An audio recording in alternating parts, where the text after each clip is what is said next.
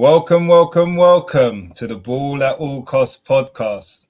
I'm smiling because a young man by the name of, I'm going to call him Special K, mocked me. He mocks me when we come on and I say, welcome. So shout out to you, K. I'm going to say it a third time. Welcome. It's the Ball at All Costs podcast. You know what it is by now. Yeah, we're into episodes 50 to 100 now. We're moving. And I'm excited this week. We've got a special guest on the podcast, Nana Adarkwa. And we're going to talk about his ambitious road of resilience and much more. We are joined by our usual panelists this week, OC and Deji Spurs. I had to say it like that. We got a good result yesterday. He's happy. You know what we do by now. I want you all to subscribe. I want you all to like, and I want you all to hit that notification. Please. Loads of comments last week. Absolutely loads. When we talk about small players, it touches a nerve. Everyone got involved, and I appreciate that. And hopefully you'll get involved in this show too. Guys, you know what we do. I said that 3 times now. You know what we do. I think this is 52 episodes in. You know that we're going to do our check-ins. And we're going to start with OC. How was your weekend? Weekend was busy. Weekend was busy, you know. Yeah, my boy's playing quite a lot of football now, so he's got a Saturday team, Sunday team. I was painting around the house, gymnastics. I'm tired, man. Bit run down actually, but listen, I'm here for the people, for the audience. By way of football, my boy, made his debut for his Saturday team, under 10 team, so he's playing a year up, but he did well. They lost, but good team. He did well. NLS is the team. Okay, nice. And then yesterday they played. It was a top of the what shall we call it? Unofficial league. Yeah, the unofficial league. Yeah, top of the table clash it was yesterday. So we went away from home, played against Epping, and the boys turned up properly yesterday. You know, they done the business in a good way. So yeah, I won't get into the results and what it was, but they done themselves justice. Let's say that. Okay, sounds like your team or your son's team has a target on their back now. They're the hunted after winning the top of the table clash. We're around the corner from the Echo Cup, aren't we? So yes, yeah, you don't want to peak too early. But so just another quick one. Was it the week before? I just found out that me and Deji were pretty much neighbours. Yeah, you know what? If I shouted loudly from my house and he shouted loudly from his house, we could potentially hear one another. That's true. That's how close we live to one another. At midnight. Yeah. Okay. I have to put you two side by side on the pod. Gymnastics. Is that you doing gymnastics? Wait. My body's hurting by you saying that. No, my daughter's into that. So good. How are you doing, Deji? Talk to me. Yeah, no, I've been nursing a bit of an illness. So I'm just in recovery at the moment, little 48 hours since Friday I've been down. I have to say there needs to be a review of grass pitches. It's starting to really jar me now. We had another game cancelled. What is the point of having games in January, February? I think that's for another pod when pretty much 90% of games are going to be cancelled. We're better off starting in the summer and having the January, February kind of window, as it were, and December as almost like an indoor tournament, or we just don't bother because actually it's just starting to get on my nerves. We know that little bit of rain, games are getting called off left, right, and centre. So yeah, my son didn't have a game, so it meant I had to watch my beloved club do the unthinkable and get a point against City. But that's another conversation for another podcast. That's it. So yeah, all good. Good. And Nana, welcome. And how was your weekend? Yeah, pleasure to be here. Yeah, my weekend was all right. Obviously, own a football club called Ambition.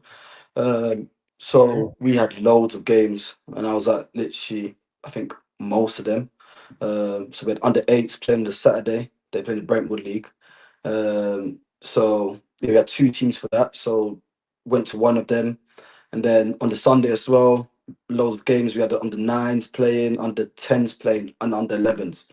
So I managed to get to two of them. Got down to the under tens games, which I coach, and the under 11s one went down to that one as well. Um, so it was, yeah, a lot of football, jam packed, and obviously mixing that with my own football as well. I played on Friday because I'm just coming back from a little injury. So I played with the 23s for the team that I play for on Friday. So yeah, from Friday straight through to Sunday, it's been football, football, football. So yeah, busy. Love that. Many hours on the grass. Yeah, that's what you need. Brilliant. So let's get into it, man. I mean, you touched on it there. You own a team. You're playing football. So Mm. you're just a baller, and you're a coach, a manager, a CEO now. So how Yeah. did your journey begin, Nana? Where did you start kicking ball, as Deji would say? You know what? Like my earliest memory of football was literally just playing in school. I was just always kicking the ball. I didn't really play for any teams when I was young, like the ages of like 6, 7. I was never really playing football at that age for any team. So I first joined my first grassroots team actually really late. Joined my first grassroots team at under tens. But I was raw. I was good at football. I was athletic, so I did have a skill set, but I didn't have any coaching. Um, Mhm. so yeah, went into a team called Pro Star. Down they All play at right. Memorial Park and Mhm. Monster Flats. So yeah, I was playing there growing up, and that was like my first kind of grassroots team.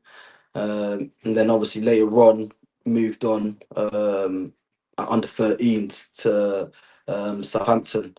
But before that, I had a few trials and stuff like that. Um, and yeah, that's kind of. Can I stop you there? Can I stop you there? Sorry. You just said you moved on to Southampton, like that just happens by default. Lucky for some, yeah, we could just go to Southampton. No, just kidding. Yeah, the build up, obviously, there's a lot of build up towards it. Yeah. So what Yeah. happened? Talk to us. So, How did that yeah, happen? so obviously was at grassroots under tens. When I first joined, I was struggling. Like I was Mm. like Bambi on ice. I did not know what I was doing, but I just love playing football. Mhm. I feel like that first year was like my year to kind of adapt and almost catch up. Kind of lot to catch up with. So I struggled that first year. Got to under 11s when I started picking it up a bit more. Started playing a lot better. Found my confidence. Knew what I was good at. And then continued from there. Went into the under 12 season. Same thing again. Kept on picking up like good performances. I feel like that's the year that I came like the best in the team. Like I was like the best player like in that team. And then from there, that's when I first got into like little development centers. So I started at Norwich Development Center, Yeah. which I went down to, which that was like a little step up from obviously grassroots. So I had all these different kids that were training and they were really good as well. So that was a good test for me. But I just kept on going, kept grounded, and kind of progressed from there. Got into like under 13 season. Now I'm getting a bit older now. Um, and that's when I started getting a bit of recognition from academies. So I got my first trial was with Dagenham and Redbridge. I went there for one day. I remember like I just hated it. I was like, this is not it. I went one day and I just said, nah, I'm not doing this again. But then shortly after, Leighton Orient came. And I was like, oh, all right, let me just test it out, see what it's like. Went down to Leighton Orient, which was a Cat 3 academy. And the standard was unreal. I was like, wow, what have I just walked into? Obviously, from grassroots to that was just, yeah, big change. And that Orient team was a proper good team. And they had wicked players. I think some players have even made it all the way in the pro game. Um, So yeah, was there for a bit. I think 6 weeks, 6 week trial. But then after 6 week trial, they told me, you know what, you're not what we want. So that was my first kind of taste of rejection, and I was like, whoa, like that was Mm. big. And I was like, oh, I thought I was gonna be playing for Leighton Orient. I was going to school saying, yeah, going out on to trial for Leighton Orient. Like it was a good feeling, but ultimately, at the end of the day, didn't get the deal there. And then from there, Southampton actually came about. Mm. It was actually kind of funny because my brother was dealing with a lot of my football, and he was asking Leighton Orient. He messaged the Leighton Orient like head of recruitment. Oh, okay, like I know you didn't obviously accept him and whatnot, but like, what can you do better? And have you got any like ideas of how can he get to like Cat 1 level? And they were just like, oh, he's like not ready for Cat 1 at all, kind of thing. And then, funny enough, I go on trial at Southampton. Um, Went to Southampton at under 13s, and that was another level. Like that was facilities were brilliant, the boys brilliant, like everything about it was just amazing. I was like, wow, I really want to be here, and that was the kind of driving force for me to say, you know what, I'm gonna work so hard to try and get this contract. So yeah, let's knuckle down, and just kept on playing. And I kept was picking up good performances, and then yeah, Southampton ended up saying at the end of my trial that they wanted to accept me and give me a contract. The only funny thing with Southampton was because obviously they are a club that was so far away from where I lived because I lived in London. Mhm. The first year of the contract, they did the kind of thing where it was like a 1 year deal where I will go in and stay on for day release, 2 days a week, and then go school 3 days. So they kind of like navigated around schooling that I can still sign for the club and play. Yeah. Uh, and yeah, we managed that. And then by the time obviously I got to my under, yeah, by the time end of under 14s, so going to under 15s, they offered me a full time kind of program, which was new for them. So that was a thing where you go to school there, live there with the host family, and pretty much that was your life. Football was your life, and yes, just started doing that all the way to under 16s. And So yeah, that's impressive. mm, Just can I ask you quickly? We're going to get into more stuff, the resilience and everything. Just two things there. yeah. How did you feel getting the yes from Southampton after getting the no from Leighton Orient Mm, and what your brother was told? How did yeah. that feel? It was the best feeling. I'll be so honest. It was amazing. I was thinking, like, Leighton Orient are saying no to me, but then Southampton are saying yes. So it almost gave me that self belief, and like that really pushed me to think, you know what, I'm back in my belly, um, and I feel like at a young age I kind of had that mindset, and it was big props to my brother. He kind of instilled that into me. Like he was really onto me in terms of like the mental side of the game, dealing with that no and turning that no into something even better. And yeah, that just kept me going. I was like, yeah, just wanted to push on from there, really. Brilliant. And what do you think you did during that period of time between that no and that yes? Mm. What kind of things were you doing outside of the academy and the trial Yeah. to make yourself get up to that level? I was just constantly playing football. Like I my if you looked at my schedule from that age, it was crazy. Like before school, I was playing football. During school, playing football. And I just always had a ball at my feet. Like it even got to a point where even when I got home and it was late, I'll go out, play football like all the time. And I felt like just constantly doing that kind of got me to that level of, you know what, I can play with the big boys. I can play in the Cat 1 academies because I had the mindset, and not just the mindset, but I backed my ability, and I felt like my ability Mhm. kind of grew from there. So yeah, that was kind of what it was all about. Very impressive and very resilient. That's the first sign of like true resilience there. Yeah. And what was that like, going away to live in Southampton and playing football? How much contact did you have with your family? How was your host family? Be honest. What Yeah. was that like? I was actually so blessed to have a brilliant host family. They were like a proper family. It took me and that's one of their own. And yeah, that kind of helped me like transition from obviously going from like London, where my school was very diverse. Like everywhere I go, there's different cultures, different people. Like it's all different. And going to Southampton, where I think I was like one of five black kids in the school. Uh, and my first sign for Southampton, I think I was the only black kid in the team. So that was tough, like dealing with that. But I feel like that kind of like me as a person, when I go into like a place that is almost foreign to me, I kind of just can adapt really well. So I feel like I adapted kind of quickly to the situation of that what I was in, because the main kind of focus point was football. I was there for football, and you could put me in a room or a pitch with of 100 people that from all different places, and if we have football, that's the language. You know what I mean? Yeah. So yeah, that was kind of how I kind of dealt with that. And so it enabled you to just be fully focused on football as well, because I guess there were Yeah, very little distractions. yeah, and that's the big thing. Like a lot of my friends that were playing for like academies in London and stuff, they were still living at home.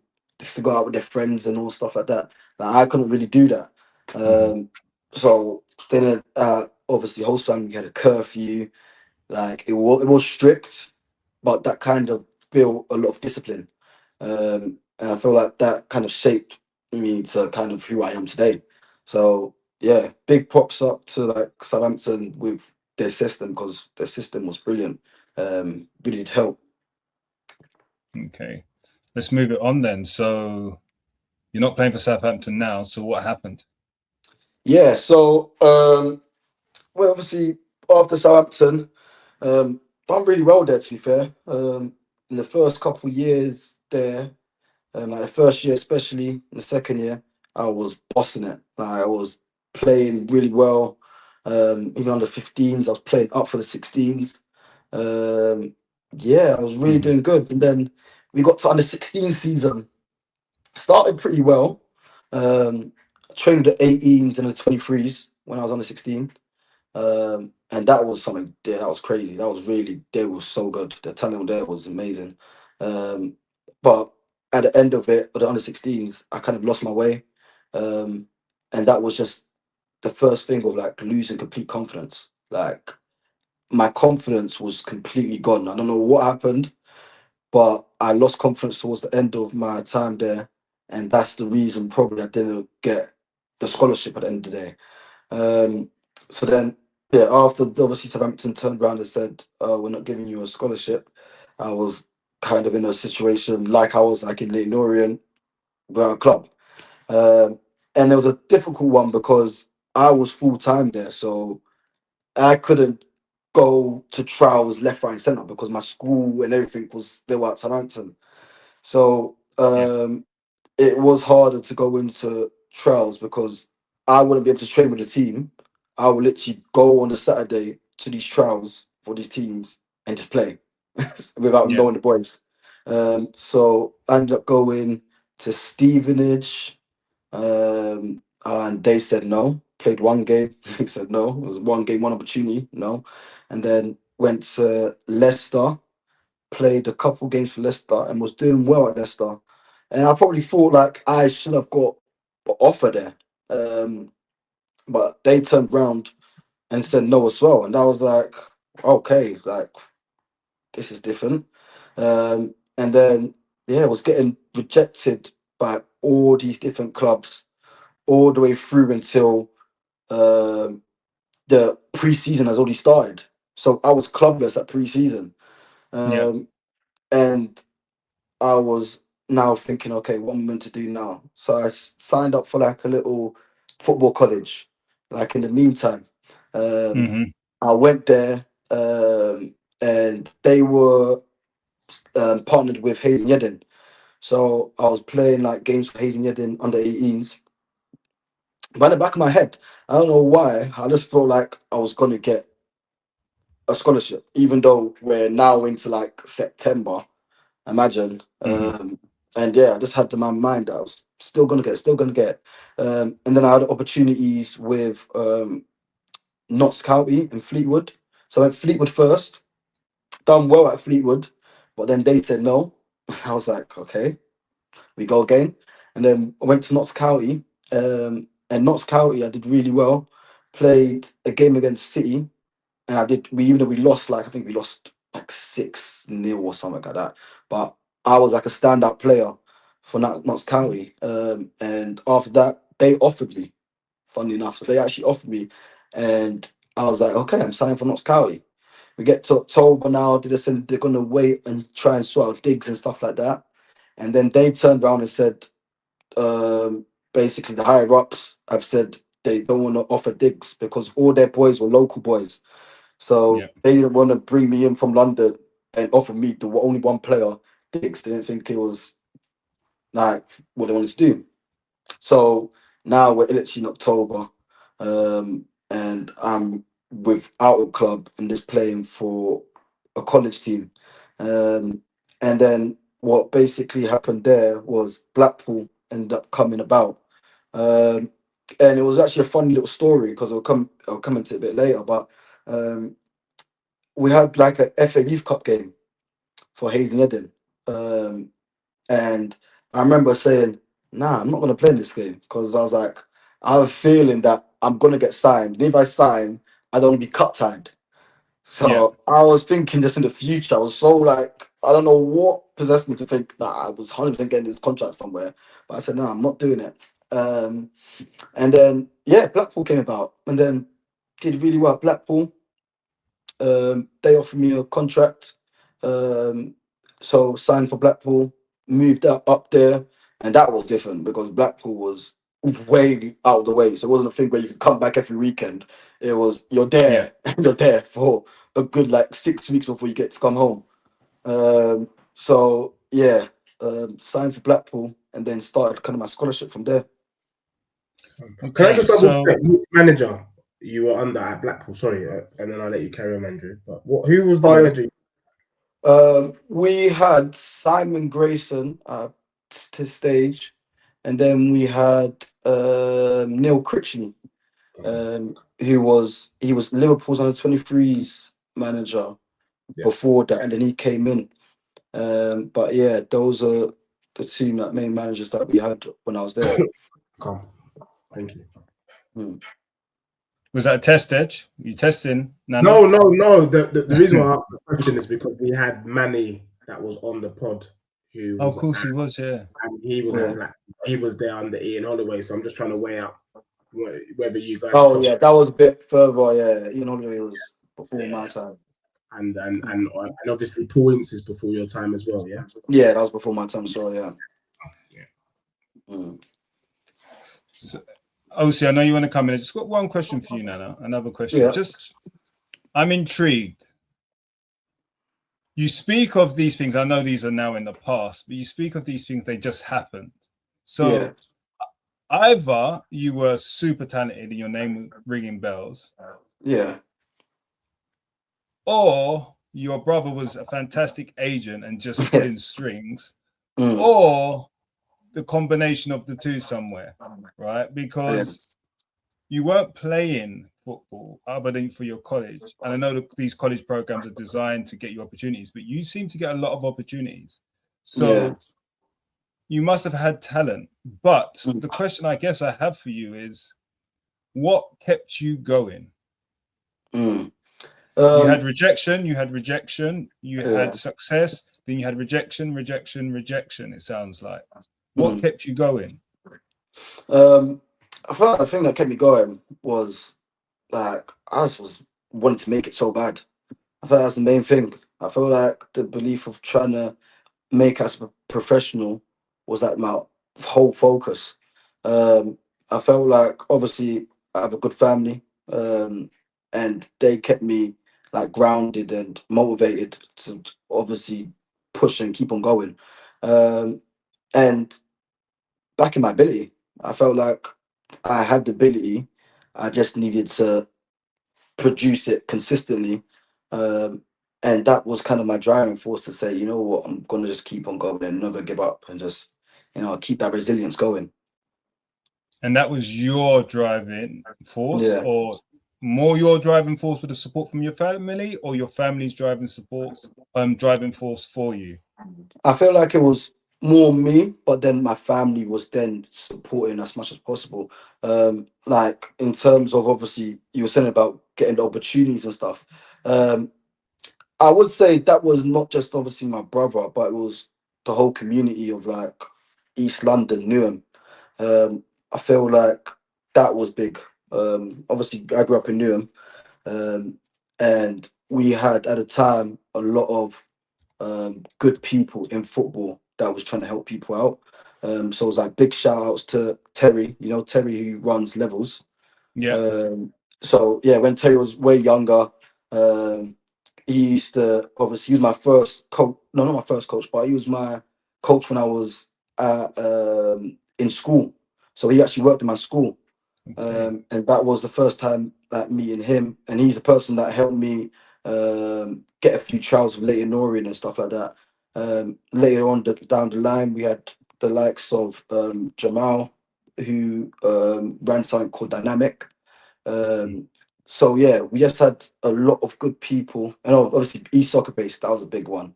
Forgot to mention them, but East Soccer Base, they they were really good. They have Rio Ngunmua, the one who plays for Engamo, Liverpool. yeah.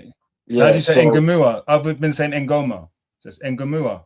yeah, Ngolo, yeah. So yeah, he was part of East Soccer Base because his brother was actually the person that was running it. Oh, Um, yes, so yes. yeah, yeah, it was. I feel like the whole community of like East London knew at the time was really helping the young boys out. Like honestly, we had so many opportunities to go and showcase our ability. Um, and yeah, I was so fortunate for that. Like yeah. Okay, that's brilliant. That's excellent. And I'm glad you shared that with us. So, shout to every one of those people. I hear Rio's brother is a fantastic coach. Shout to Terry Bobby, Mm. doing good things, still doing things. Some people rate him, some people hate him, but he's doing his thing. He's doing Yeah. his thing. He gets boys signed. And shout to him. And we answer a question later on, and the answer is going to be for you, Terry Bobby. I'm just letting you know, but that will make more sense when we get there. I'm Mm. going to hand the reins over to OC. Yeah, you know, I'm enjoying this one. I'm enjoying this one, Nana. Like, Mm. obviously, we've worked together. You've done a bit of work with my boy, and Yeah. yeah, I knew that you had a bit of a background, but like the story's rich. The story is rich. Okay. I'm enjoying. Appreciate it.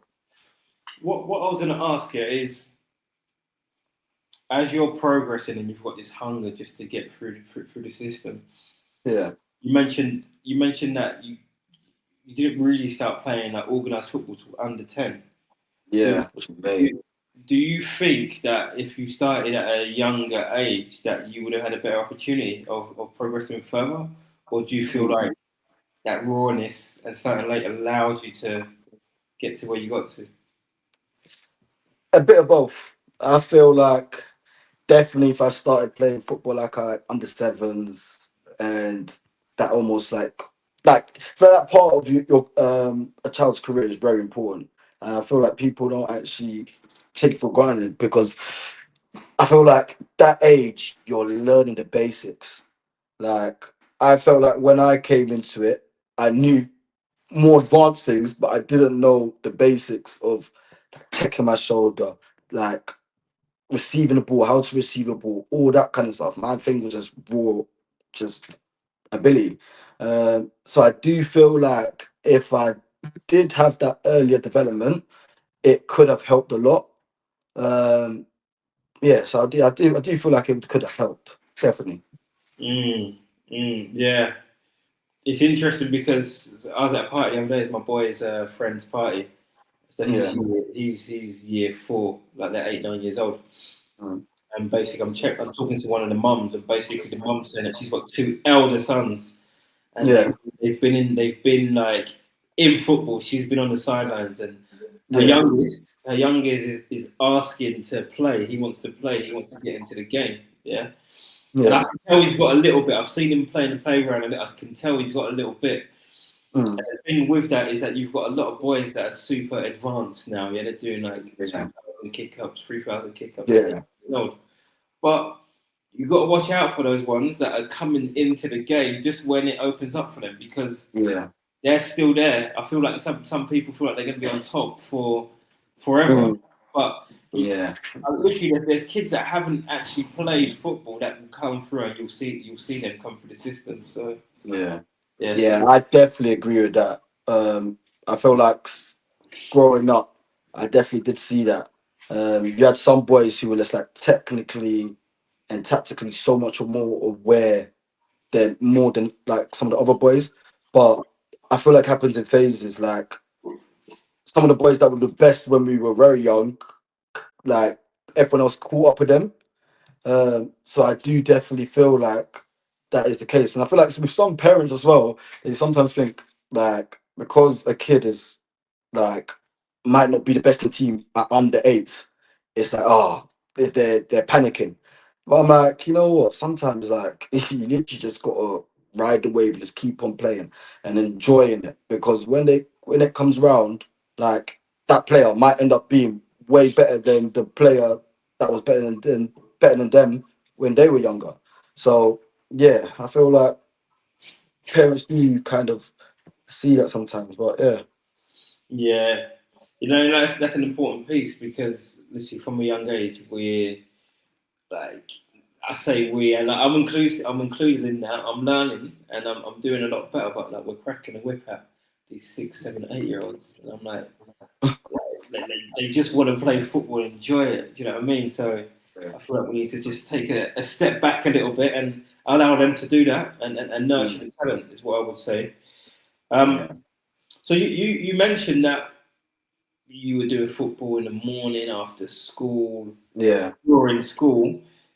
What did your training program look like? Was it more just playing football, or was it specific like training, and you were doing the drills or 1-to-ones, things of that nature? Um, I feel like when I started football, it was literally just playing. Like I was playing and enjoying it. Games, Wembley, like cage football. That was big for me. Like that was probably where I learned most of my skills and tricks and stuff like that.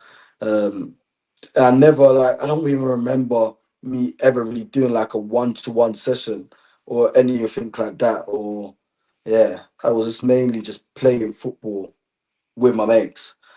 Obviously, when started grassroots, then it became a bit more structured in terms of okay, I'll go into training on a Saturday, and I think it was a Tuesday as well.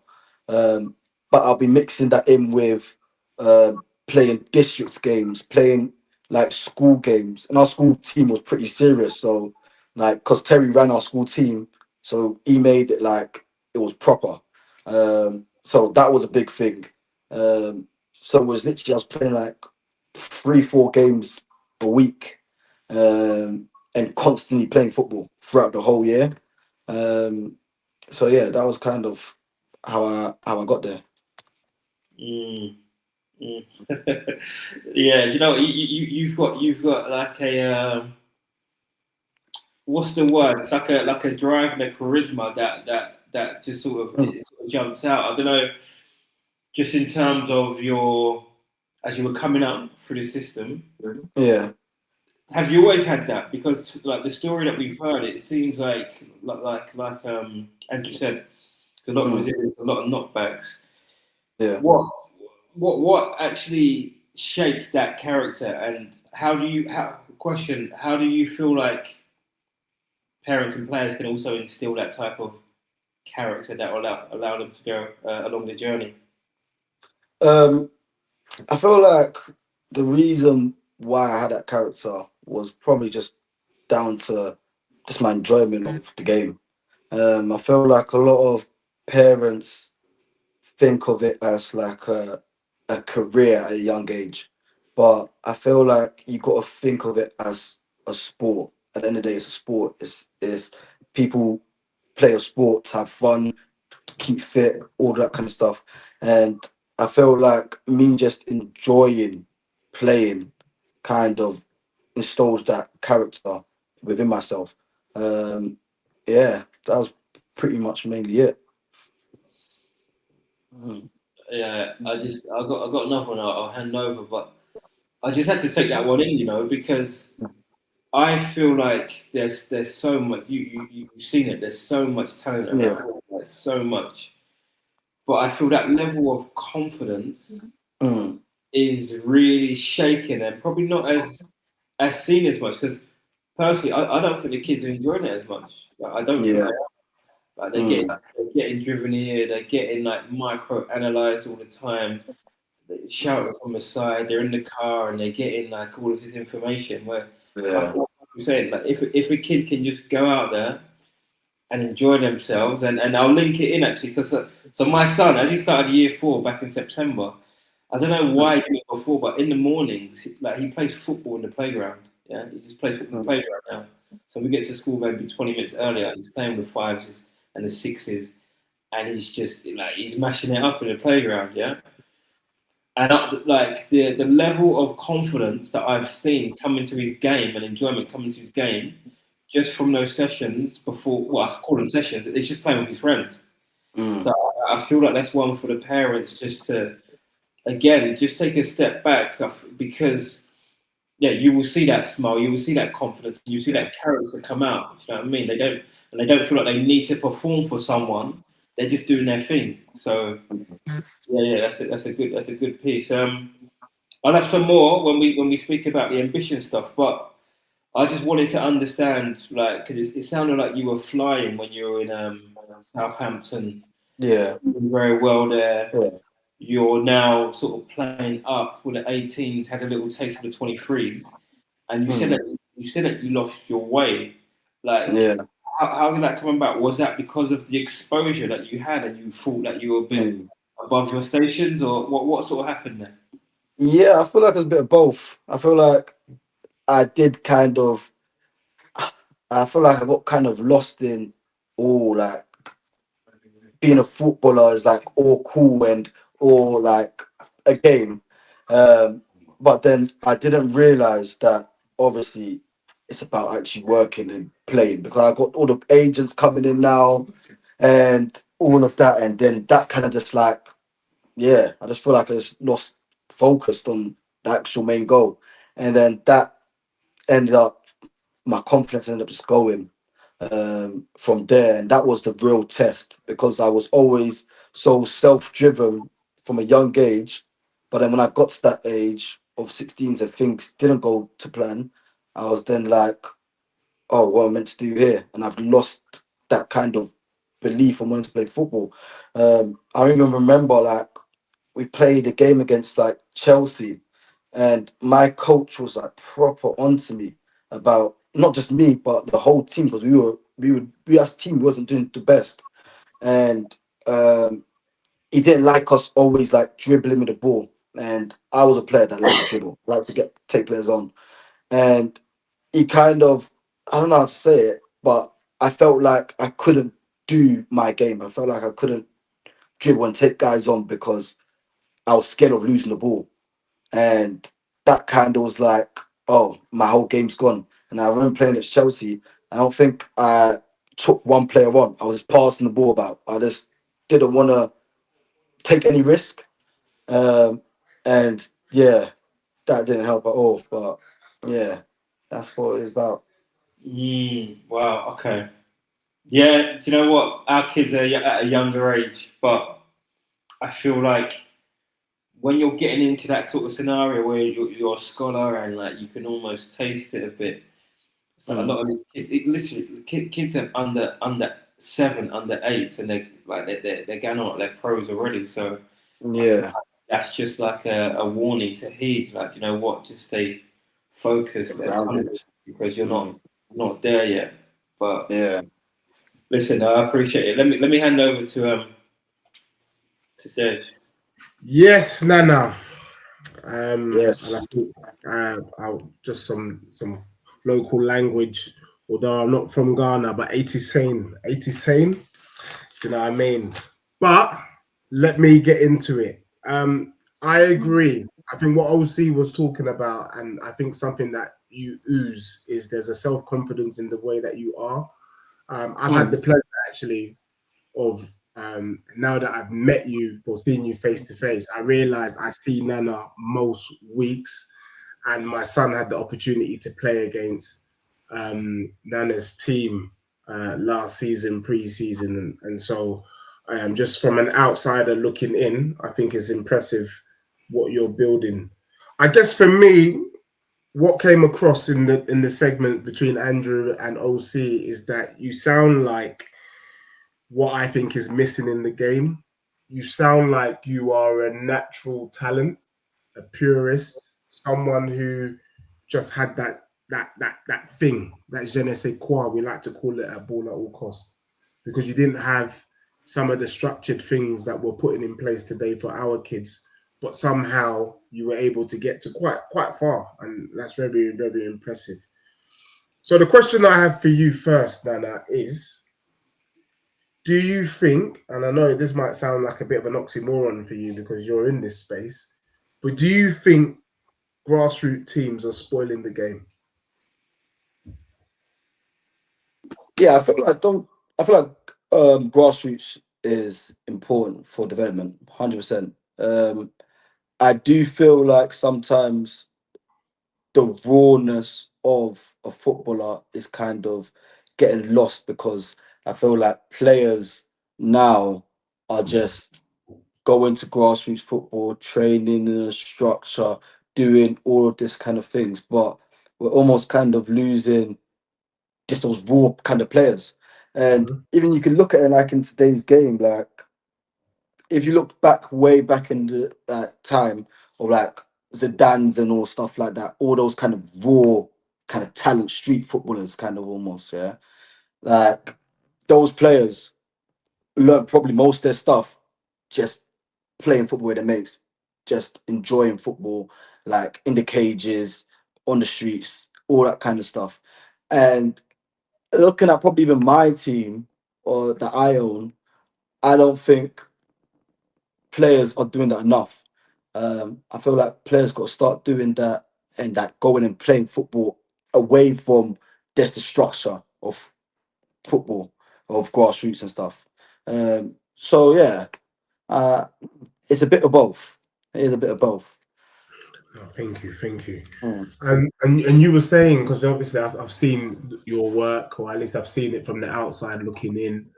yeah. And I even love the name, ambition, Mm, ambitious, and I think when I came across your team at the beginning of last season, yeah. I did. There was something about your setup that I thought, you know what, in a few years' time, these guys are going to be all right. Like you guys Yeah. are going to be a good team. So I think there's always power in words, and Mm, so I wish you, all the best and keep doing what you're doing, because it's not easy yeah. to set up Appreciate it. thing and managing. So look, you talked about briefly, and I'm going to come back to asking a question about you and some other stuff, but Yeah. how are you trying to bring back that rawness? Because everyone's training on a set day. You've got Mm, several teams. You're in the league.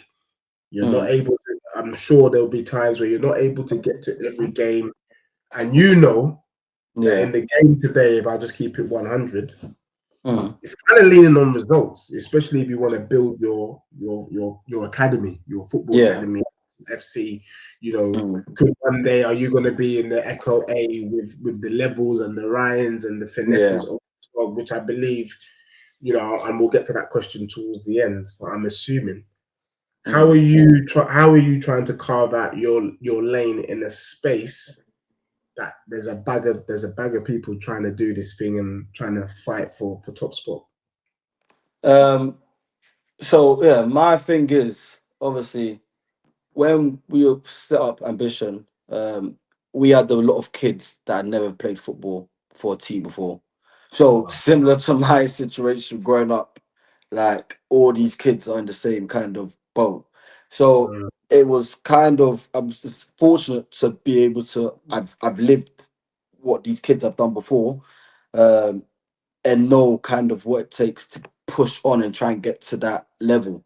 And I know it's possible because I done it, and I know there's probably a lot of other people that have maybe done something similar. So my thing is obviously to build towards that level is not just having our players that we have now, but building and getting more players in, more people that want to play football and are here for the right reasons, and then kind of building obviously our coaches and whatnot, and letting the boys play. I do always say to my boys though, a lot of what you learn here is not enough. Like, I am not going to be able to give you the tools and everything for you to be the best version of yourself as a player. What kind of you got to do is take ownership of your own development.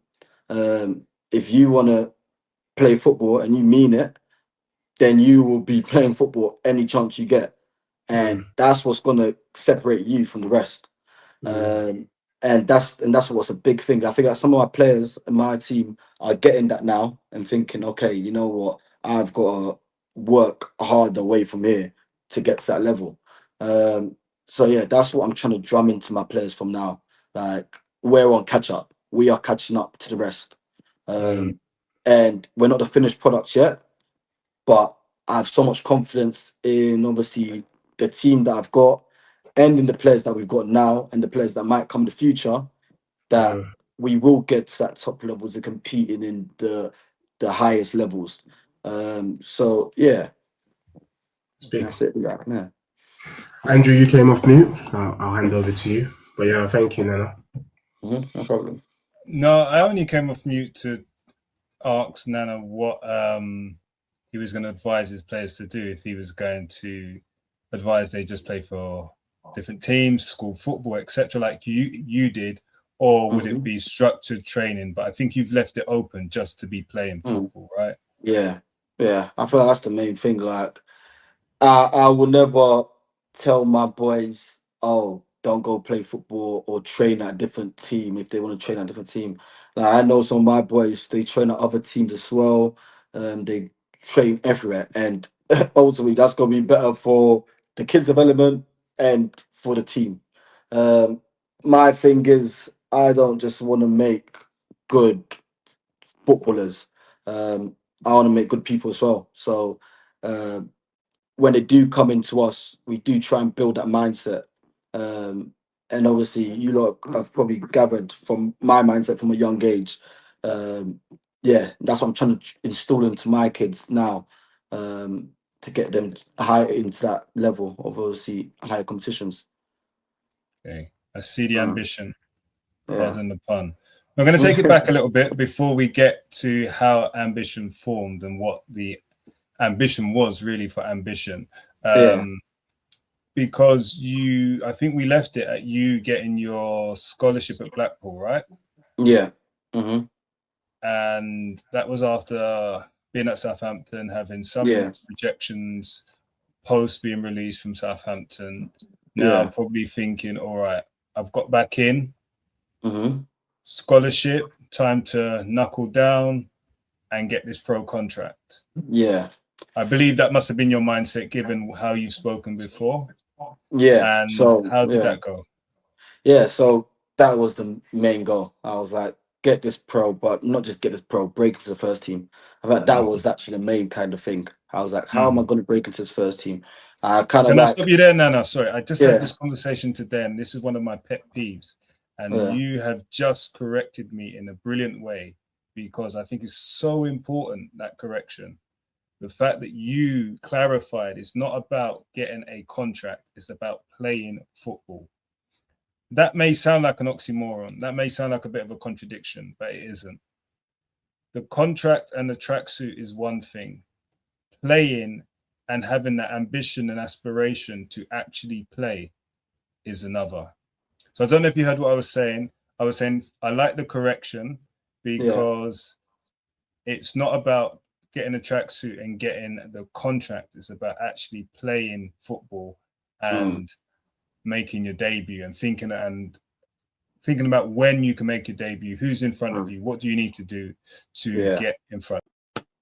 Yeah, and envisaging, I can't say the word right now, and understanding when you're going to make your debut, understanding who's in front of you in order to get in their position, take the shirt off of their back. And that's the mindset that you had at that young age. And I'm glad you corrected me, because I was having that conversation today with one of my best friends. And that is what every young player, I believe, once they get their scholarship, should be looking at: the road ahead, the path ahead, but the path ahead leading to debut with the club that they're at. Yeah, definitely. I feel like that was the main thing for me. It wasn't really, oh, let me get that pro. It was mainly, how am I going to break into this first team? And like I was saying about, I looked at what players had broken to the first team before me. So I think there was Bright, Bright. Oh, I forgot his last name, Samuels or something like that. Yeah, but he was one player that came through Blackpool, and broke into the first team and started doing his thing. So then I looked at it and thought, you know what, I could. Like, I looked at the first team players and I thought, if I do my things right and apply myself in the correct way, that I can definitely break into the team.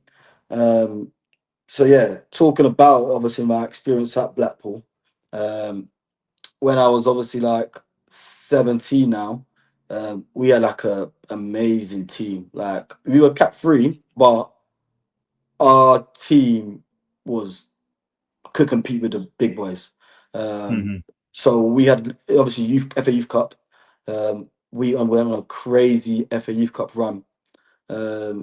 We ended up getting to the semi-finals. We played. My first game was against West Ham. I came in the third round because I obviously signed a bit later. So played against West Ham. And then after that, funny enough, played against Southampton, which was an amazing feeling. Like, seeing all my old coaches, old mates that I obviously grew up with. What did they say to you? To be fair, everyone was like just focused on the game. Okay. Talked to them a bit after. But yeah, it was like a bit of jokes in the tunnel and stuff, but not too crazy. And then yeah, when we got into the field, it was like I just wanted to make sure I got the upper hand. Like, that kind of gave me a bit more in that game to say, you know what, I'm giving it my all. So yeah, that was good. We ended up beating them on, I think it was on penalties, if I'm correct. But I You think it score your wasn't. penalty? No, I didn't take the penalty. I didn't take the Okay. penalty. It went to extra time. I started cramping up. The cramps are coming in. I All was that feeling adrenaline. it. Yeah, I Yeah. was like, oh my gosh, I'm knackered. I literally given it my all, and I was shattered. So yeah, I got taken off like, I think, the second half of extra time. So they actually get to take a penalty. But I would have loved to take a penalty then. But yeah, didn't. But the boys obviously done really well. We ended up getting the win. Uh, Ended up playing against Ipswich, winning against Ipswich. Ended up playing against Blackburn. These are all like Cat 1 academies, by the way, and we're Cat 3. Yeah. Beat Blackburn, and then we got faced up against Arsenal, which was over 2 legs. This time they usually 2 legs over in the semi-finals. So one at our ground, so at Bloomfield Road, and then the second leg was at Emirates. First leg, we literally played really well. It was 2-2. We made them come down to like our kind of level. We like made it a bit nasty and everything. And yeah, they struggled playing at our ground, and they had some wicked players. They had Saka playing. They had like Tyrese John Jules, Flo Balogun. Like, they had all the star players playing. And then in the second leg, they brought back one player that kind of changed the game, and that was the Muslim Throw. He came on in the second leg, and it ended up being 5-0 in the second leg at Emirates. And he was that difference that I was like, wow, is that the level? Because he was amazing. And yeah, so like after obviously that youth cup run, I done really well with that. And then the next season after that, in pre-season, I started pushing him with the first team even more. Obviously, trained a few times with them in my first year scholar. But in second year, I kept on training with them, and I got to a point where the first team manager, who at the time was actually Terry McPhillips, um, pulled me aside and said, "You know what? You're going to be with the first team on a permanent basis." And I was like, "Wow, amazing!" So I was big for that. I was like, "Yeah, just gassed with that," and then got on the first team bench against Macclesfield, where Macclesfield was still in the league. So yeah, didn't get on, but I was on the bench. And then the week after that, we were obviously doing like, when you have like training on like a Friday before a game, it'll be like small sided games Yeah. for the guys that maybe not starting in the game. So a few of the first team players have got their heads are gone already because they're not starting, no, they're not starting. And I remember the session, I was just honestly just taking a mick, like just nutmegging guys, just scoring goals, just like having fun. Because I was just there like I'm just happy to be here. And Yeah. then not just that, but I want to obviously push into that team as well. But I was playing with a smile on my face.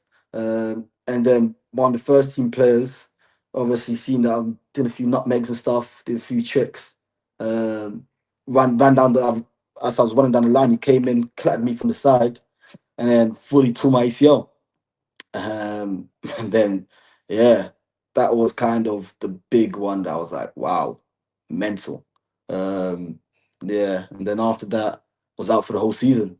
So missed out pretty much my biggest opportunity. And that was tough.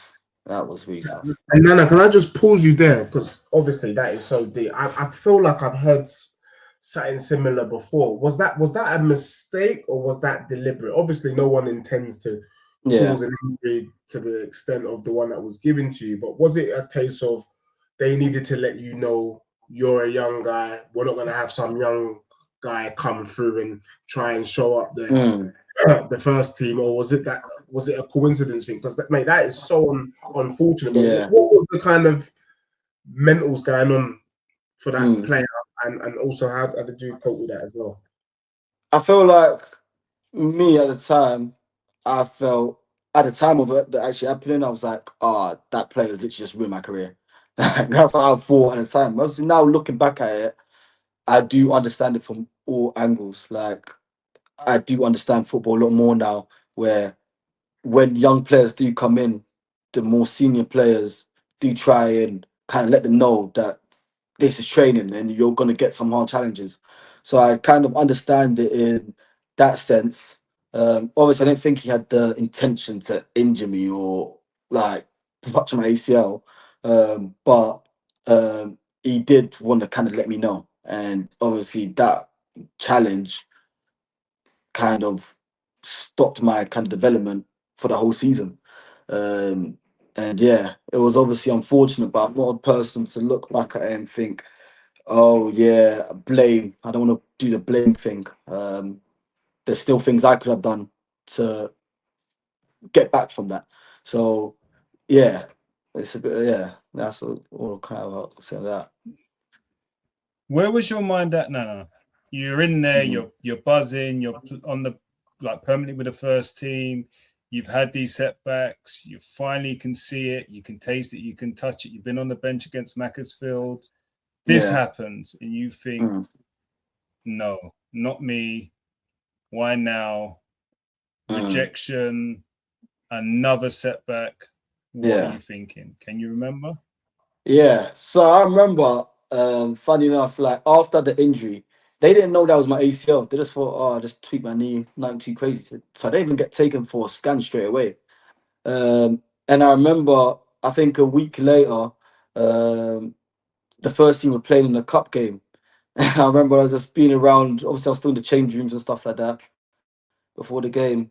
And the first team manager like just pulled me aside and said, "Oh, it's a shame that you're injured. Like you'd have been starting today." I was like, oh, really? Like, that's crazy. But then obviously at the time, I didn't know I did my ACL. And Wow. then I think like a week later, I found out I did my ACL. And that now plays on my mind, thinking, like, if I didn't do my ACL, I would have really been playing. Debut. So yeah, Yeah. so that was tough. Like I remember feeling like a sense of like why is it happening to me? Why am I the person that's getting these setbacks? Why is bad things happening to me? Like all those kind of emotions. I'm still young, and yeah, I just remember feeling like what's even the point? Like what's going to happen from here? Um, but then I did kind of turn around. I did turn around and said, you know what, it's ACL. Let's work hard and get back fit. Um, and did have the mindset of okay, let's start trying to push and push and push. But I did have a lot of bumps on the road during obviously trying to get back. Um, like I went back to London for a bit, kind of lost my way with my friends and kind of got distracted again. While I was injured because I thought, oh, I'm not playing football. So like later on down in my like rehab, I don't think I was as focused because I was away from football so much. So I kind of just lost that kind of drive to say, you know what, even though I'm injured, I need to still work as hard to get back to how I was, um, which was hard. But yeah, the emotions were like a wave, man. Like sometimes I'll be like, okay, yeah, I'm motivated. Sometimes I had zero motivation. Sometimes I felt like yeah, didn't want to do it anymore. So yeah, a real mix of emotions. I've got a couple of questions. Mm. Firstly, what was your projected recovery timeline for your ACL? So I did my ACL in October, like end of October, November. And I know I got my surgery in November. So I got my surgery in the first, I remember the first of November, because I don't know how I remember it, but yeah. Mm. And then after that, they said I'll be back in the summer for pre-season. So he said about 9 months. 9 months, it could take 10, 11, but they said we want to take our time with it. Don't rush it. Just think about this season's done. Like my season was Hmm. done from literally October. So my thing was getting back for July in pre-season. Um, which yeah, I did get back for July, but it was tough, man. Like I wasn't I felt like my knee wasn't the strongest anymore. I wasn't the fittest anymore. Like, yeah, that I kind of lost my way. My physique was not the best. Like, yeah, it did change a lot. So when you say you wasn't the fittest anymore, your knee wasn't the strongest anymore, is that what the Mm. doctor said to you? Your knee wasn't strong, or is that what you were Mm. telling yourself? I felt like I felt it. Like when I was coming back and I was went to preseason with the first team again. I felt my knee not actually being the same. Like it didn't feel like I could shift like how I used to. Like I didn't feel like the same player almost. And I don't know, maybe it was in my head as well, looking back at it. Like maybe I kind of felt like, oh, I've had this mad injury.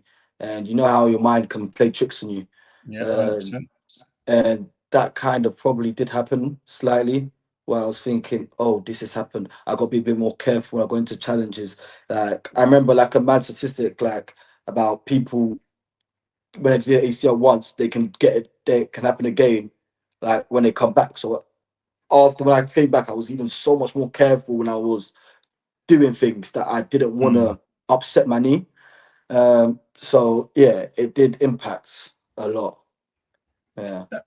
And you said you went back to London and you kind of lost your way, Mm, and you seemed fully focused when you were in Southampton, and you seemed fully focused when you're at Blackpool. Obviously, this injury happens.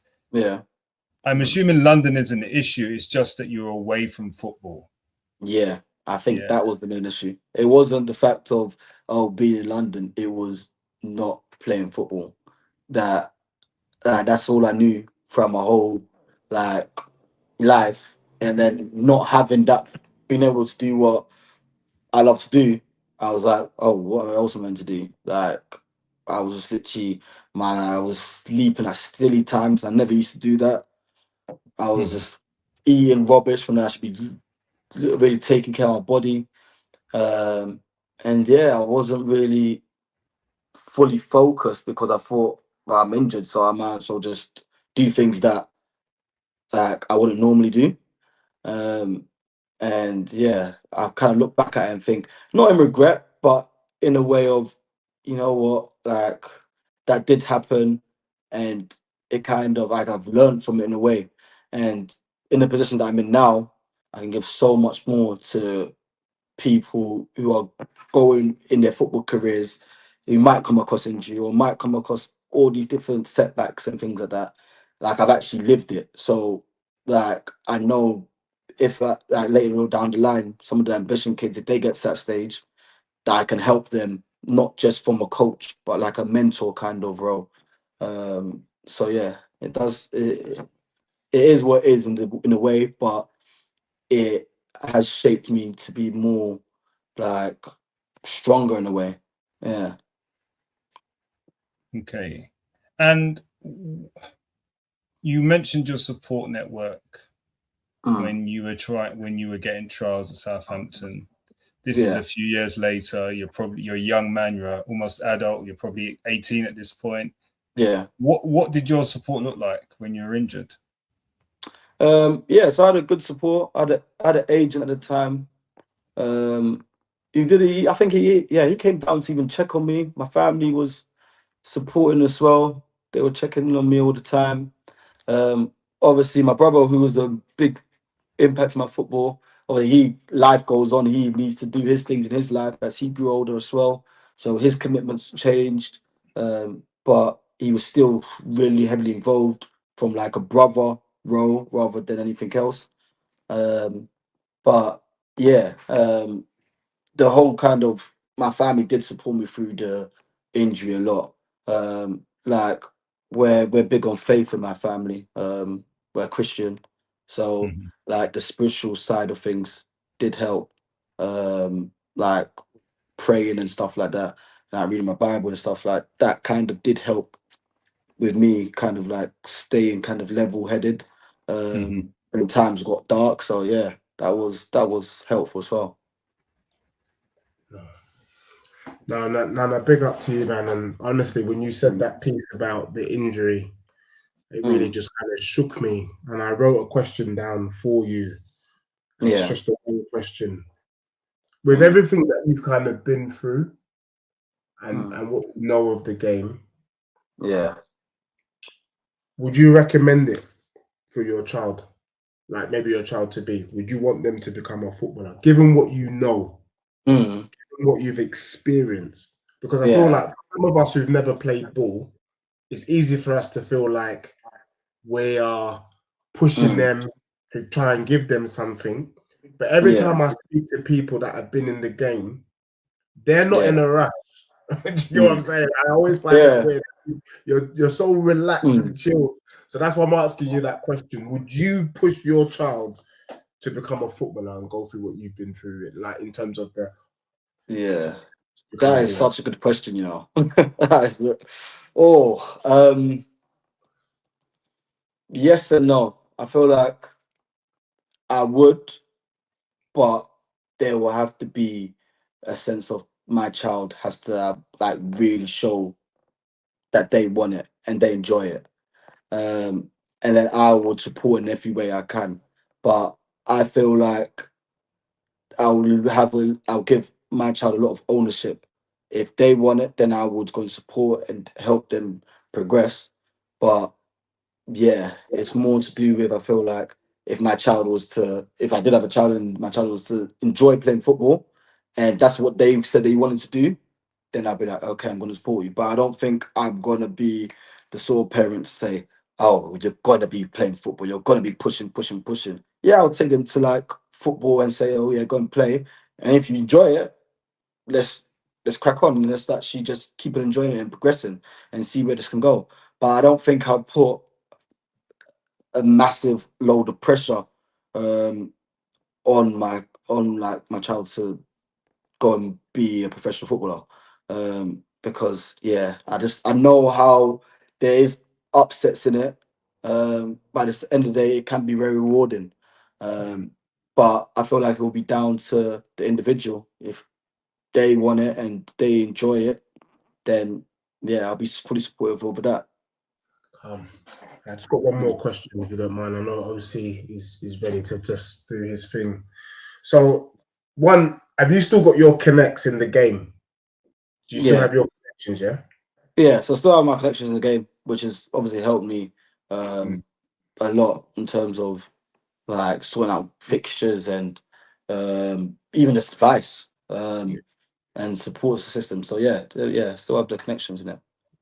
So I'm gonna do a bundle. I'm known as the bundler. Andrew gave Yeah, me that name. He's so kind. So I'm gonna do a bundle here for you. yeah, Oh, I personally believe, especially where we are, mm, that there is a. I believe your former manager Terry is partly yeah, responsible for this in a positive way. I would say. I mm, think the gap between grassroots and the academies is neck and neck. I think if mm, you're especially at the top end of the Echo, I would argue that that's probably the equivalent of top level Cat 2, maybe low level Cat 1 if you want if you're in and yeah, around the agree. space. At least for at least myself and Andrew, our kids' age group might be slightly different for OC, but we're routinely knocking the academy teams in that division quite often.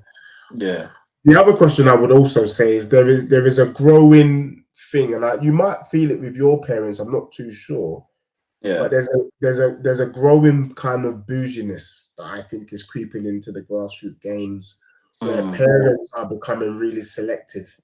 There are a yeah, number of parents I've seen that are turning their nose at Cat 3. Some are even turning their nose at Cat 2. But someone that's been in there, mm, what would your advice be to someone who's sitting there watching, who's got offers from Cat 3, offers from Cat 2, but they're being mm, told to hold out for Cat 1, and you know that type of thing. But because you yeah, footballers is wide, right? So yeah, I don't know if you can help me answer that in a way, if that makes any yeah. sense. I feel like parents would obviously want their child to play for Cat Ones because they like obviously they hear the Chelseas, the Arsenals, and they're like, oh, that's the peak. They want their kid to be the best, and they want the best for their kid. So I understand it from parents' point of view as well, but I would say the development of maybe that they might get a Cat One might not be the best for the individual. Um, so, like for instance, there might be a player who is like smashing it at grassroots, and he has a few offers from, let's say, a Cat Two, and that Cat Two team might be able to help him a lot more than a Cat One, even though the Cat One might have the better coach and better facilities, just because that Cat Two will be able to obviously mold that player into potentially going to the first team, where I feel like a lot of Cat Ones, yeah, they will help the player, progress the player, but it's cutthroat as well. Like Mm. they got so many players as good as um like anyone. So um yeah, I would say parents should not just turn away the Cat 2 because it's not the most glamorous or the Cat 3s. They should look at it and think, okay, is my kid going to develop the best at this club? What does this club offer that can help my kid? And at the end of the day, does my kid enjoy playing football at this club? They got to look at that. And then from there, I feel like you'll be able to judge it better. So yeah. That's very helpful. Mm. One last one. Sorry, this is just for me personally because I got Yeah. gassed when you said you played with Saka and Smith Rowe, even Yeah. though I could give a damn about Arsenal in the main, anyone who knows me. Yeah. But what, if anything, Mm. what did they stand out when you played with them? Then, like those Arsenal players, was there a difference between? I mean, you guys got a draw in that first game. Yeah. But was there a difference? Could you be on the pitch and say, you know what, this guy here, he's going all the way to the Prem. That brother over there, he's going to the Mm. Prem. Or was it like actually they were all good players and you just couldn't tell, and it just so happened it was those that made it? Yeah. I feel like in the academy system, yeah, you're there for a reason. So no, like, and when you go into games, I never thought, okay, this person is this person, so I gotta be like, you know what I mean? Like, I didn't have that kind of. I had a respect for them and said, okay, you've earned my respect, but when on the football pitch, we're gonna battle and we're gonna work as hard as you lot and Yeah. put a grind in. Um, but there was a few players that you just think, wow, like this player's gonna go to the top. And yeah, that's what I was saying about like Emil Smith Rowe was one of them. Saka was he was an under 16, so he was a schoolboy playing up. Mm. Uh, he was good, and he came on from the bench. He was actually on the bench, but he came on and he didn't make an impact. And obviously, we did the post like the analysis before the game in the debrief, and we seen what he's got in the other games. So he was another one. But there's those players sometimes that you just think, wow, that's just another level. But yeah. Okay. Okay. Yeah. Thank you. Brilliant. Deji, you know I've got a bingo card, a Deji bingo card for this pod. Yeah. Bundle, tick. Je ne sais quoi, tick. No, it's great. It's great. It's great. It's Yeah, great. It's all good. Go on, RC. yeah, Nana. So Yeah. I've got a few questions, but I want you to close the loop on this story because I'm just like I want more of the story. Yeah. What was the point where you felt, you know what, I'm gonna need to like call this dream a day type thing, where you felt you won't be able to make that level anymore? Mm. Um, my thing was so obviously after the ACL, came back from that, went back to Blackpool, was in the first team, training with them and stuff like that. And then obviously COVID happened, and ended up not getting a new contract and then going into non-league. But So when you I went to played. You made your debut, right? I Or only not? was playing like friendly games and stuff. I didn't actually play Okay. in a competitive game. But yeah, I played a good couple friendlies, played against like Burnley, and a couple of other good little friendlies in there. But yeah, never actually made a competitive game. Um, but yeah, so like after obviously the ACL and then went to non-league, it got tough. Like that was when I was like, oh, okay, this is different football. Like it was no longer pre-academy football. It was literally people have been working 9 to 5 and then coming here and elbowing the back of the head, stepping on your toes, like doing the craziest things. And I was like, what is this? This is war. This ain't football. But I feel like I adapted to it. I got used to it and thought, you know what? Like this is the dog that you gotta need. This is probably gonna help me if I want to make it as a footballer. And I still did at the time when I went down to Cheshunt and I was playing step three. Um, and yeah, kept on going, but then I got another injury. Injuries was a killer. Like um, when I moved from Cheshunt and went to East Thurrock when we were playing step three as well, I broke my ankle, and that was the Oh point I yeah. thought. Oh, I was like, okay, this is not a good stage. Like I'm 21 now, broke my ankle, and I'm out for the half of the season. And this happened to start the season. After that, came back and I thought, okay, you know what? Last shot. Let's actually give it my all. And then again, got my meniscus. Yeah. Uh, and then I think after the meniscus one, um, I remember when go like after like 6 months, it was still not good. And meniscus, they did a surgery for it where they shaved it down and stuff. And I should have been back after 3 to 4 months. And 6 months came, 7 months came, I was still not back. And ended up going work with the PFA. And PFA booked me in with a private doctor, did scans and stuff like that. And the doctor basically said, I've got to retire. Um, and that was like, whoa, hearing that. I remember I went by myself. I started bawling, like crying, and just I felt like it was just everything's just been crushed, just like that. Just hearing those words. Um, And yeah, I remember just driving home thinking, what on earth? Like, this is crazy. I never thought I'll be stopped by injury. Um, and yeah, so I stopped playing football for a Sorry, long, long time. sorry, Nana. Sorry, Nana. Yeah. Sorry, Osi. Mm. Did you feel betrayed By who? Like, by your what do you body, by the game? Oh, mm, yeah, in a way. I felt like almost I've given my all to this game, and like the injuries, my body just let me down. Like, I don't think it was a case of my ability or anything like that. I think it was a case of my body just, yeah, just let me down in a way. Um, but yeah, that was hard to kind of deal with those words. Um, and after that, though, I feel like everything happens for a reason, and there's hidden blessings with everything. And I mentioned about obviously my faith and being a strong Christian. Um, I kind of stayed motivated, stayed pray and kept my prayers up, and that kind of led to the whole coaching thing. Well, I wasn't doing anything.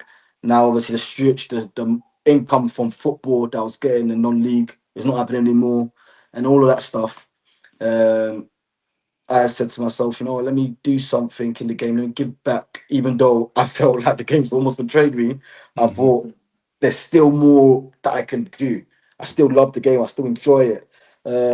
So yeah, I started my coaching journey from there. Started doing a lot of like one-to-ones, started coaching with We Make Footballers as well, and I just loved it. I proper got into it and thought, wow, this is rewarding. Like, I Mm-hmm. remember having like the little things of like when a kid will like understand the exercise that you're doing and actually like do it, and you're thinking, wow, like I actually taught him how to do that, and now he's coming to me on the next session saying, "Oh, coach, look, I can do it now. I can do it," and all that stuff. I was like, "Oh, this is actually proper rewarding."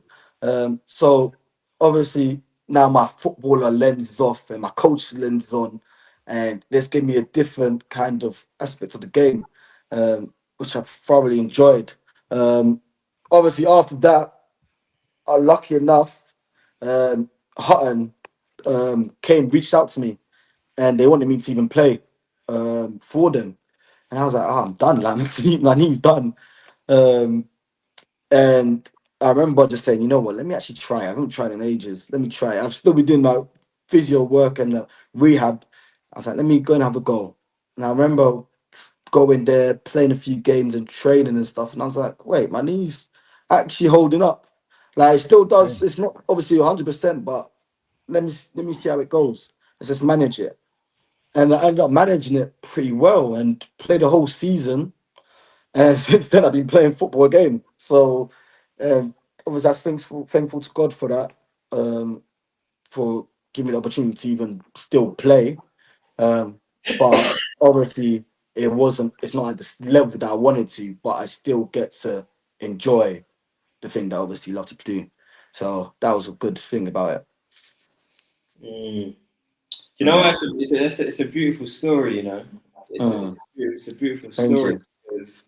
because like you've lived out a dream. You've been through there. You've got deep into the trenches, Yeah, and you still like you know what a lot of people maybe people have had a similar story to yourself, and they're disenfranchised. They're bitter. They're they're like there's no love for the game, but yeah, when you were speaking, listen, it's not Sunday sermon, but there's a scripture in James that speaks about counting it all joy when you fall into trials and tribulations, and yeah. I feel like you took that on, and that Mm. really allowed you to just drive and become the man that you are. So Mm. the fact that you're still playing at like a decent level, Yeah, I applaud. yeah, Um, appreciate it. there's a question that came up in my mind just before, so I got two questions. What the first question is? You're in 100 like in this football. Mm. What was the education thing like? Because when you broke your when you did your ACL, Where were you in with your education? Were you thinking about that, or was that just by the wayside and it was football? And what advice would you give to boys, Yeah, parents, girls at that age? this is a big one, and I'm kind of passionate about this because I feel like the academy system lets a lot of boys and kids down at that stage where there is rejection and sometimes like us at that stage, like people don't know what to do after that. So like when I did my ACL, I was obviously still doing like the college side of things as well with the club.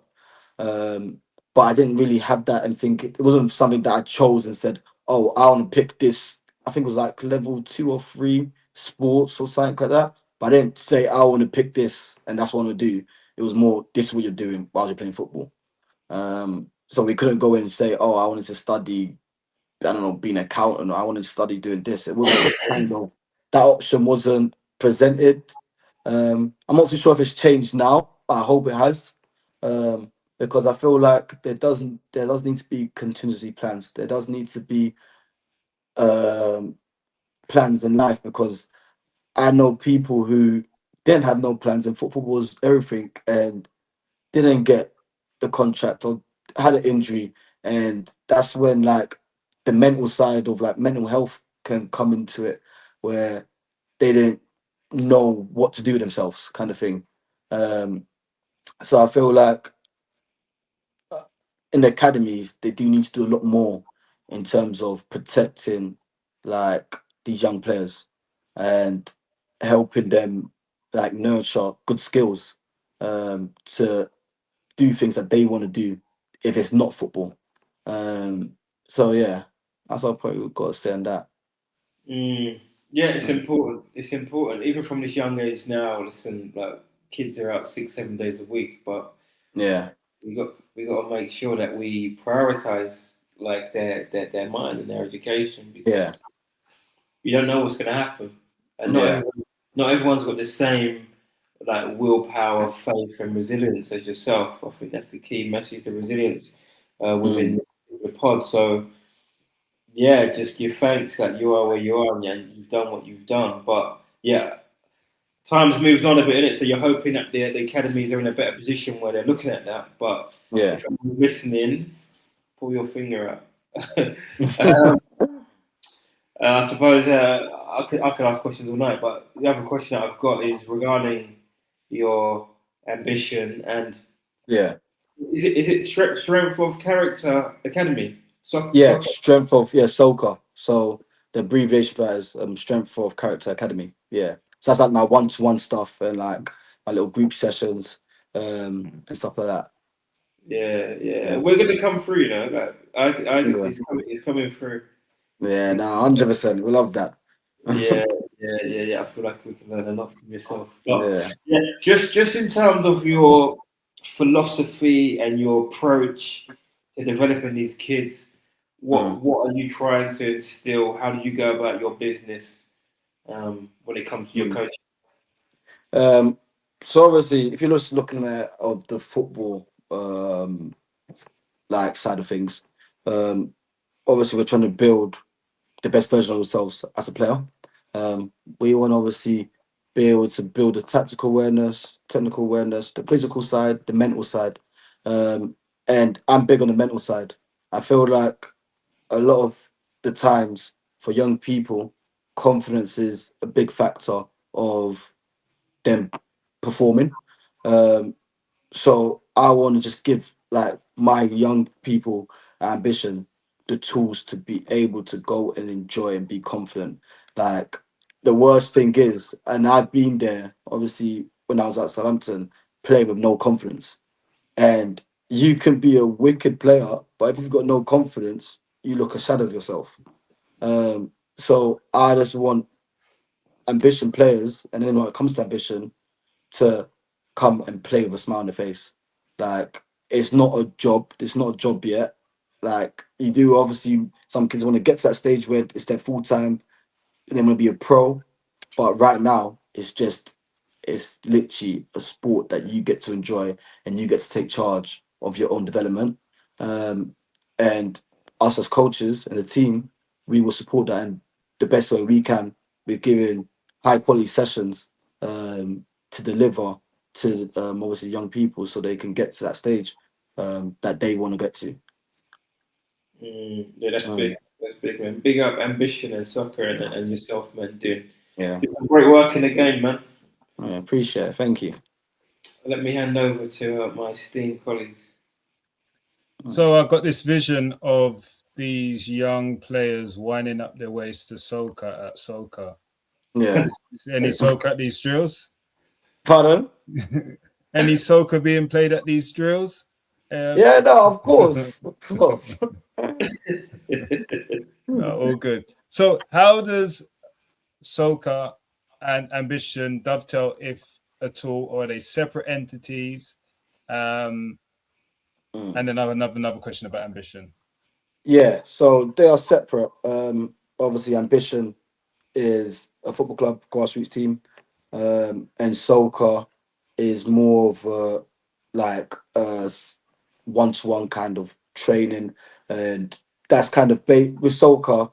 Is I've got obviously the Essex base that I run, and then my mate who I set Soca up with does East London. So he does like Newham and places around there. So yeah, that's how it kind of started. Okay, so you did that.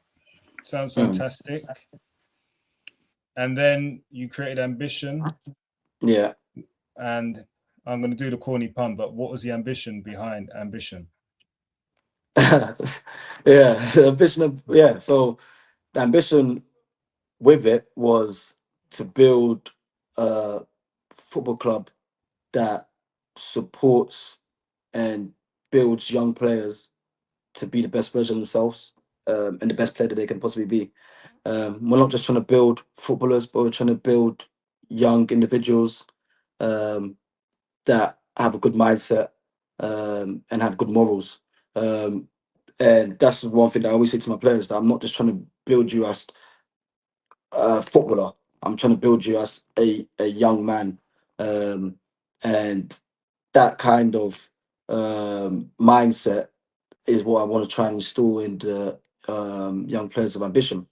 But yeah, the whole ambition with it was to just build something that people can come and enjoy to play football, and we have parents that want to bring their children to us and want to grow with us, and I want to build like a family orientated club where there's no like when growing up, sometimes when I was in grassroots, it was a lot of like politics in a way, like oh, this parents is the coach's son has to play, or all them little things like that, you know what I mean?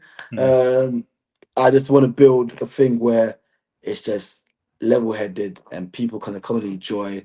It's available for all different levels, no matter what. And yeah, I just wanted to build a family-orientated club, and that's what I feel like we're getting there. It's only our second year established, so it is a slow and steady race, but I feel like it's forming now. It is forming, and I am very like excited to see where it can go. So yeah.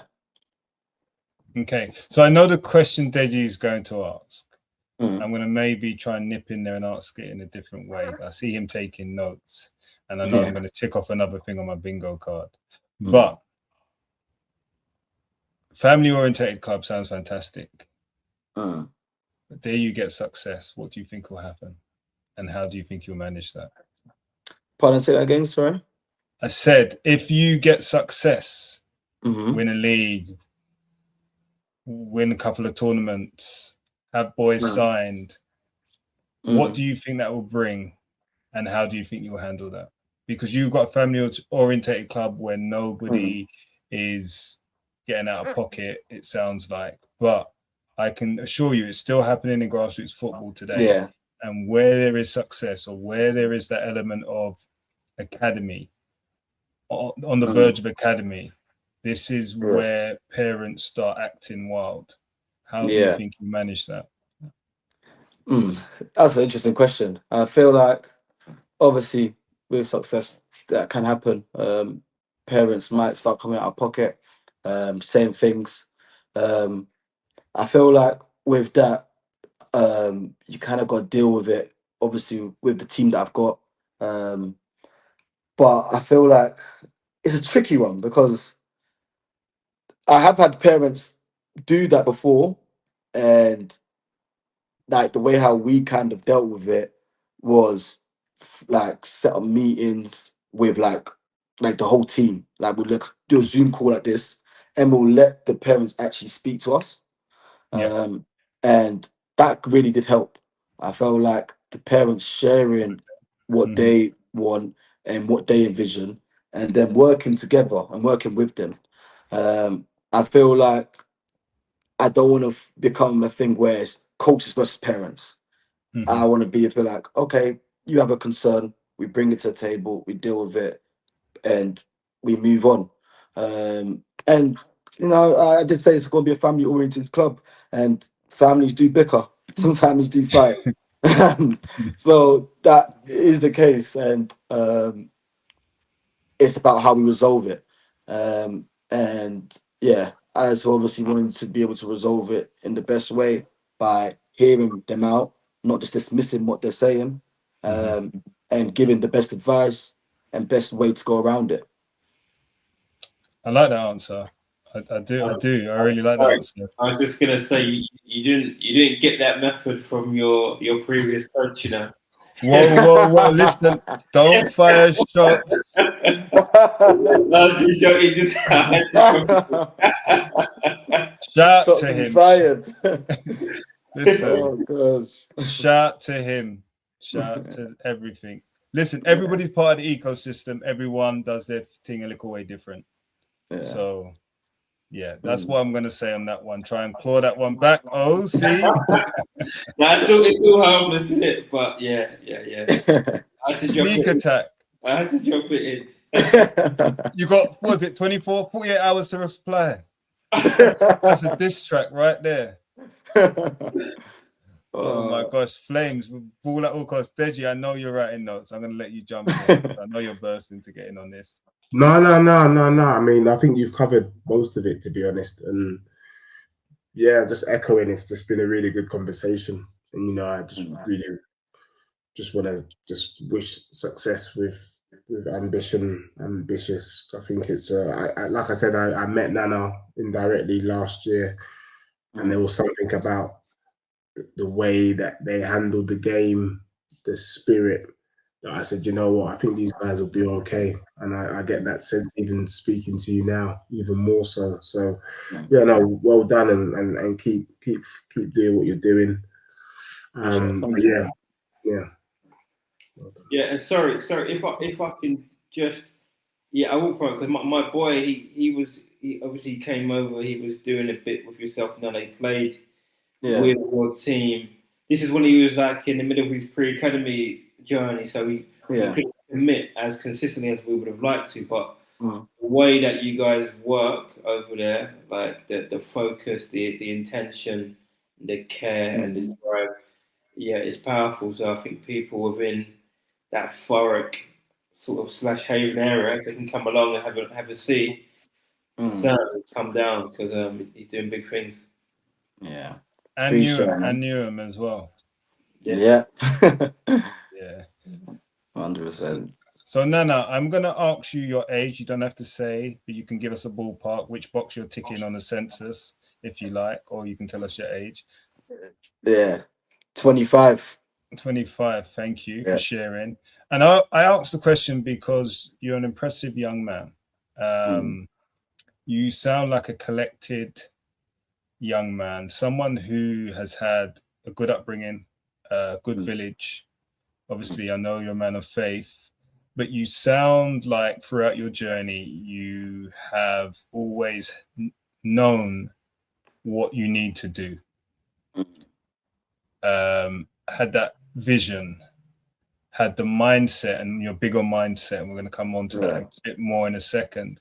But you've had the mindset to focus, direct yourself, deal Yeah. with setbacks, free major injuries. have a collected thought process to think what the next step or steps may be, and then start your own football club as well as coaching at 25 or younger. You said you've been going 2 years, so 23. Obviously, inspiration from probably one of your former mentors, but I think it's very impressive. And you come across, as Deji said, he met you in passing, and he could tell and sense then that you'd be okay.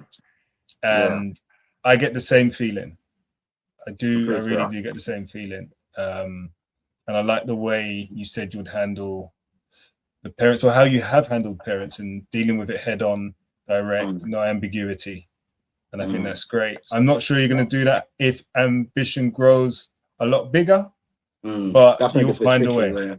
Yeah, well, we'll find a way. We'll find a way. When it comes to that stage, and God willing it will, that we'll get to that stage of being successful, and then those things will happen. But when it comes, we'll be happy to deal with it, and we'll manage. I'm sure of it. Yeah, I believe you. I have faith in you to find the right answers. So just a couple of questions now as we close the show. I just want to give everyone a better idea of ambition, if they like what they hear and they want to take their child down to ambition. So how many teams do you have? What age groups do you have again? Where are you based? When are you running your trials? What's the entry criteria? All sorts, that sort of good stuff. And then your socials for both ambition and Soca, please. Yeah. So obviously we have 5 teams currently. We have 2 under-8 teams. Because obviously, under 8s will just growing in numbers. I feel like our younger age groups, we're growing really big. So we opened up a second team. We didn't really want to. I don't like turning away kids to play football. So I thought, you know what, we'll open a second team, different levels, so everyone gets to play. And then have an under 9s team, as well as under 10s, and an under 11s team. So we got all those different age groups currently. We are still looking to open more age groups. We're looking to open a under 8s for next season, so under 7s currently. So because we've got a few players in that age group. And we're just trying to grow and grow and grow more. Obviously we're based in Thurrock. We train down at Trafford 100 on like Fridays, and Saturdays down at Bellis in Aveley. Obviously we have mixtures of games on Sundays and Saturdays. But that's kind of what ambition's about. Obviously with Soca, it's a bit different. I do group sessions with Soca on like Thursdays and Wednesdays. And then throughout the week, we got a lot of coaches that are open to do one-to-ones with players, whichever area it might be in Essex or in East London. And that's the key with it. We got a lot of coaches, so if one coach might not be able to do that availability, we always got someone that could cover that session. So that's all about ambition and Soca. What are your Instagrams? Instagrams is ambition. Instagram is ambition underscore FC. Actually, no, sorry, I got that wrong. Ambition FC underscore 24. That's the one. And then our Soca Instagram is Soca underscore football. Okay, brilliant. So that's where you can find ambition, and that's where you can find Soca. I'm going to take a look at those when I come off this pod. But now we go into our closing questions. They're quick fire questions, really. If you've heard the show, you know what's coming your way. I should have led with this at the beginning of the show. Who is your GOAT? And bearing in mind, your answer could invalidate everything you've just said. GOAT in football? Yes. My GOAT growing up has to be Neymar. That's my GOAT. I feel like, yeah, he's my one that's like YouTube videos. That was all I was watching. Tricks, the way he scored goals. Yeah, the way he played with flair. And I was that kind of winger. I was a winger that liked doing tricks and skills. So yeah, Neymar, my goal. Understandable. And this is horrible, but he had the injuries as well. Yeah, literally. So Yeah. some synergy there. Yeah. And you know the four footballing corners, you've touched on them. Mm-hmm. We like to ask our guests for the foundation phase, if you could rank each corner with a percentage, so all the four add up to 100. What percentage would you put on each corner?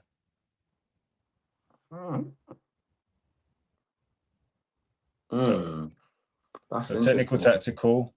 You touched on psychological. Yeah. You touched on physical. You didn't mention social, but they're your four. What percentage would you put on those? I feel like they're all as important as each other, if I could say that. You're sitting on the fence, but if you want to say it, you can. It's honestly not even sitting on the fence, but I honestly feel like it depends on the individual as well, because some players, the social side might get the best out of them, or the technical side might get the best out of them. Mm-hmm. So I don't know if it's sitting on the fence, but I feel like every single one of them, as they're all important in any child's development. That fence is now broken, by the way. Just saying. The fence is just broken. All good. All good. Listen, that is a respectable answer, 25% each. I thought you might have gone more psychological because you said the mind is a strong thing, but maybe a little bit later on. I feel like later on, then if you answer that question from like under 16s, it could change. But yeah, from the early ages, I feel like very, very balanced. Balance it all up. And then I feel like it changes throughout your career. Yeah, for sure. And yeah, that varies. Okay. That's fine. Perfect. You still got the splinters, but it's fine. Our last question, and before you answer this question, I will warn you, you have to help us with the answer. Oh, and yeah, and I touched on it earlier, so I've given you the answer already. The question is, if you could think of one person we may not have had on this show that we should have on this show, who should it be? And like I said, you have to help us get that person on. Oh, who can I think of? Who? Terry's a good one, if you want. Terry. That is a good one. That is a good one. Terry, or I got a mate called Andy Kanga. He's from Liverpool. He's a Scouser. Okay. Yeah. And his journey is interesting. Similar to mine, but in a way, he's very different. He's very active on social media. He's got social media following. And I was playing with him at Blackpool, and I'm still good mates with him now. And I feel like he'll be a good one. I feel like he'll be definitely a good one. Okay, brilliant. Andy Kanga, you said, yeah? Yeah, Andy Kanga. Yeah, okay, we'll get Andy on and we'll get Terry on, and you us with both. Yeah. Perfect. We've literally, the show that went out today is our first Scouser on as well, so he'll be our second. Yeah, that'll be good. Brilliant. So listen, it's been a fantastic show, and if you're still locked in, we're going long these days, but we're giving you great content. And if you appreciate the content we're giving you, you know what to do. We need you to subscribe. We need you to hit the notification. We need you to leave a like and leave a comment. You may agree, you may disagree, and you may agree to disagree. It's all okay. It's a conversation at the end of the day. Nobody's right, nobody's wrong. Nana's sharing his story, and that's great, and we appreciate that. And guys, if you're listening on the audio feed, please leave a review and follow us, and let us come into your feed every week with this great content. And guys, if you are listening every week, we know you're true to this. So please, please, please introduce somebody who is new to this. And I want to steal something from your rival, Deji. He says, like and hype. I like that. Like and hype this video. Please, please, please, please. Listen, he's been Nana Adarkwa, Soka, Ambition FC. We've been Ball at All Costs, and we are out. Thank you.